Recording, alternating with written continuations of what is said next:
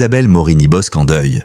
Son mari Alain est mort tragiquement à 68 ans. La famille ne touche pas à mon poste en deuil. Alain Morini, le mari d'Isabelle Morini-Bosc, est mort à l'âge de 68 ans. C'est la chroniqueuse de TPMP qui a annoncé la triste nouvelle sur ses réseaux sociaux ce lundi, 10 mars.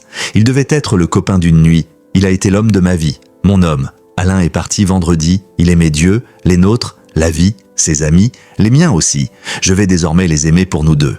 Et merci à TPMP de nous avoir offert notre famille en or où, avec Cyril, nous avions tant ri. Isabelle Morini-Bosc fait référence à sa participation au jeu Family Battle, animé par Cyril Hanouna sur C8 en 2017, où son époux s'était rendu sur le plateau. Alain Morini exerçait le métier d'ingénieuse chimiste. Il se marie à Isabelle en 1978.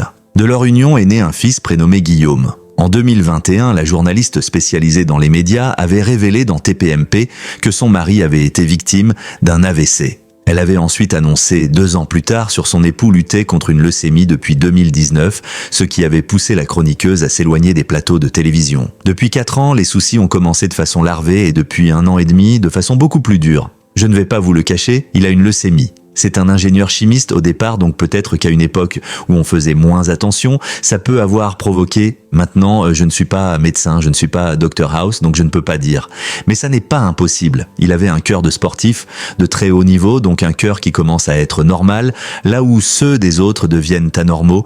Et puis un beau jour, il a été anormal tout court. Donc il a été opéré à cœur ouvert, ça a marché, et puis ça a raté, et puis, depuis, quand on règle un truc, il y a un autre qui se dérègle. Dans les commentaires de sa publication, Isabelle Morini-Bosc a reçu de nombreux messages de soutien de plusieurs personnalités, comme Jeff Panaclock, Francesca Antoniotti ou encore Jérôme Anthony.